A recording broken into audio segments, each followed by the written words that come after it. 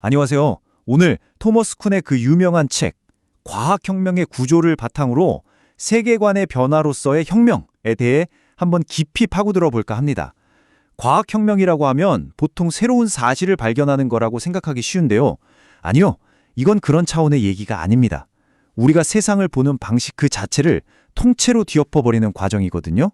보통 이렇게 생각하죠. 세상은 그대로 있고 데이터도 그대로 있는데 과학자들이 새로운 이론을 가지고 그걸 그냥 다르게 해석하는 거 아니냐고요.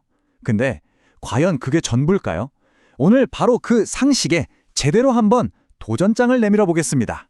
자, 오늘 이런 순서로 한번 이야기를 풀어가 볼게요. 먼저 과학혁명이 단순한 재해석이 아니라 아주 급진적인 아이디어부터 살펴볼 거고요.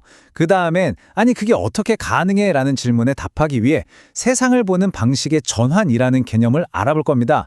그리고 실제 역사 속 두 가지 사례를 보면서 이게 진짜 있었던 일인지 확인하고 마지막으로 패러다임이 어떻게 우리가 사는 세계 자체를 결정해버리는지 그 엄청난 결론까지 달려가 보겠습니다.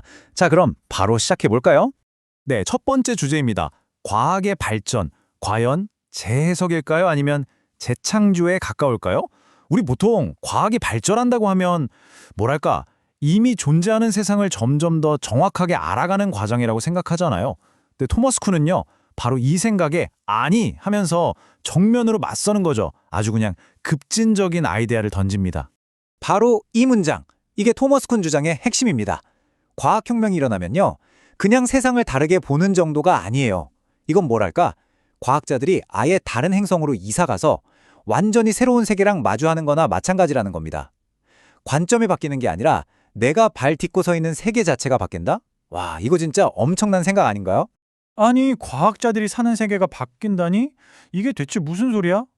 좀 뜬구름 잡는 얘기처럼 들리실 수도 있어요, 그쵸? 그래서 쿤이 아주 기가 막힌 비유를 하나 가져옵니다. 이걸 딱 보면 바로 이해가 되실 거예요.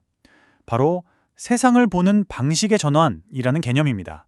네, 바로 이 그림입니다. 아마 많이들 보셨을 거예요. 게이슈탈트 전환 실험에서 쓰이는 건데요. 어떨 땐 오리처럼 보이고 또 어떨 땐 토끼처럼 보이는 그 유명한 착시 그림이요. 쿤은 바로 이 인식에 확 바뀌는 순간, 이 전환이야말로 과학혁명이 뭔지를 제대로 보여주는 모델이라고 본 거죠. 자, 지금 화면 한번 보세요. 뭐가 보이시나요? 오리가 보이시나요? 아니면 토끼가 보이시나요? 여기서 진짜 중요한 건 뭐냐면요, 이 그림을 이루는 선들은 단 하나도 바뀌지 않았다는 거예요. 데이터는 똑같은데 여러분의 인식은 오리에서 토끼로, 토끼에서 오리로 순식간에 그리고 전체적으로 확 바뀌어버리죠. 쿤이 말하는 패러다임 전환이 바로 이런 겁니다. 뭔가 조금씩 점진적으로 바뀌는 게 아니에요. 그냥 한순간에 아 하는 깨달음과 함께 모든 게 통째로 바뀌어버리는 거죠. 그리고 한번 바뀌고 나면 이전으로 돌아가기가 정말 힘들어요. 오리를 한번 보고 나면 그 다음부터는 이 그림이 그냥 단순한 선들의 조합으로만 보이지는 않잖아요. 그렇죠? 이게 그냥 재미있는 비유로 끝나는 게 아니라 실제 과학 현장이랑 똑같다는 거예요. 과학자가 된다는 건 뭐냐? 결국 특정 패러다임이라는 안경을 쓰고 세상을 보는 법을 배우는 과정이거든요. 예를 들어 물리학을 처음 배우는 사람한테 거품 상자 사진을 보여주면 이게 뭐야? 그냥 복잡하게 얽힌 선들로밖에 안 보이겠죠. 하지만 잘 훈련된 물리학자의 눈에는요, 너무나도 명백한 아원자 입자들의 움직임으로 보인다는 겁니다. 자, 그럼 이론은 이쯤 하고 실제 역사에선 어땠는지 한번 볼까요? 이 보는 방식의 전환이라는 게 진짜로 있었는지, 첫 번째 사례로 똑같이 흔들리는 돌멩이를 보고도 전혀 다른 세상을 봤던 아리스토텔레스와 갈릴레오 이야기로 한번 들어가 보시죠. 자, 먼저 아리스토텔레스입니다. 그의 세계관 안에서 저 흔들리는 돌은요, 그냥 방해받고 있는 낙하 운동이었어요. 왜냐, 아리스토텔레스 생각에 모든 무거운 물체는 자기 자리, 즉 땅으로 돌아가서 멈추고 싶어 하거든요. 근데 저 돌은 줄에 묶여 있잖아요. 그러니까 제자리로 돌아가고는 싶은데 방해를 받아서 버둥거리다가 결국 멈추는 그런 일회성 이벤트로 본 겁니다. 그런데 갈릴레오는요, 여기서 완전히 다른 걸 봤어요. 그는 저게 거의 영원히 똑같은 움직임을 반복하는 진자라고 본 거죠. 멈추기 위해 애쓰는 일회성 사건이 아니라 계속해서 왕복하는 대칭적이고 아름다운 과정으로 본 거예요. 사실 이런 생각을 할 수 있었던 건 그 배경에 임페투스 이론이라는 새로운 패러다임이 있었기 때문입니다. 자, 이 표를 보시면 핵심이 딱 드러납니다. 이게 정말 중요한 부분인데요. 두 사람이 그냥 같은 걸 보고 다르게 해석한 게 아니라는 거예요. 아예 처음부터 보려고 했던 것, 그래서 중요하다고 생각해서 측정한 데이터 자체가 달랐던 겁니다. 아리스토텔레스는 그래서 저 돌이 멈추는데 얼마나 걸리나 이게 궁금했던 거고, 갈릴레오는 저 돌이 제자리로 돌아오는데 얼마나 걸리나, 즉 주기에 관심이 있었던 거죠. 이런 놀라운 인식의 전환이 비단 물리학에서만 있었던 건 아닙니다. 이번엔 화학의 세계로 한번 가볼까요? 산소의 발견을 둘러싸고 벌어졌던 또 하나의 아주 드라마틱한 세계관 충돌 이야기입니다. 산소는 플로지스톤이 빠진 공기가 아니다. 이 말이 정말 많은 걸 함축하고 있어요. 이게 그냥 이름만 바꾼 게 아니라는 겁니다.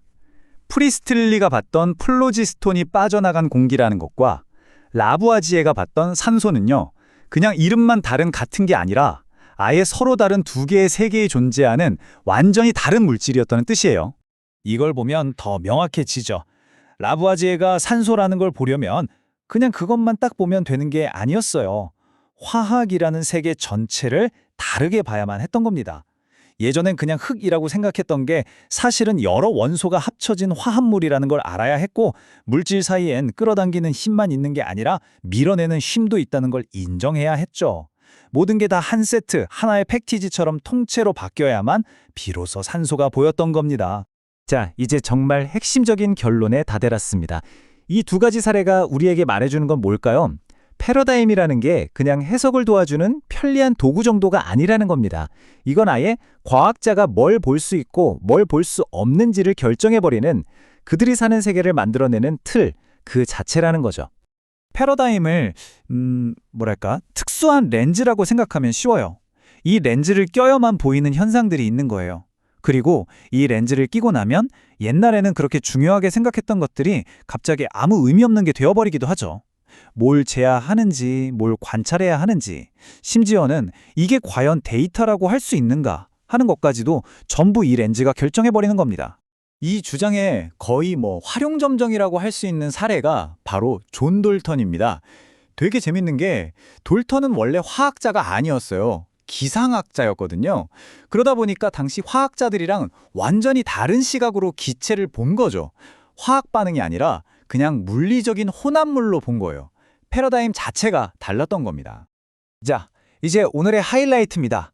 이게 정말 충격적인데요.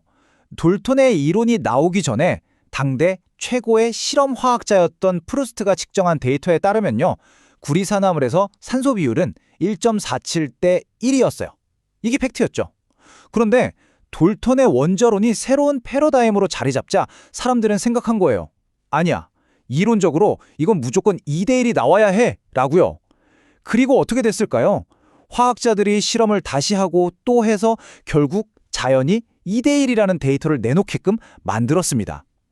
여러분, 해석이 바뀐 게 아니라 데이터 그 자체가 바뀐 거예요. 이게 얼마나 심오한 결과인지 아시겠어요? 원래는 실험 데이터, 즉 사실이 이론을 뒷받침해야 하잖아요. 그런데 상황이 역전된 겁니다. 하나의 이론이 너무나 강력한 패러다임이 되니까 이제는 그 이론이 이것이 사실이어야만 한다고 세상을 규정해버린 거죠. 결국 쿠네의 마지막 비유가 모든 걸 말해줍니다. 새로운 패러다임을 받아들인 과학자는요, 그냥 해석을 잘하는 사람이 아니에요.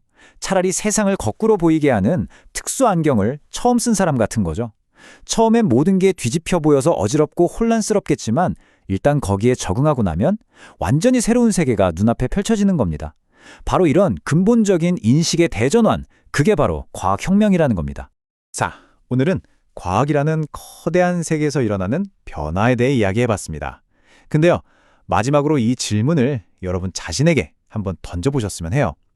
지금 내가 너무나 당연하다, 이건 객관적인 사실이다 라고 믿고 있는 것들 있잖아요. 그건 과연 어떤 패러다임이라는 안경을 쓰고 바라본 결과일까요? 만약에 그 안경이 바뀐다면 내가 사는 이 세상은 또 얼마나 다르게 보일까요? 이 질문을 여러분께 남겨드리면서 오늘 이야기는 여기서 마치겠습니다.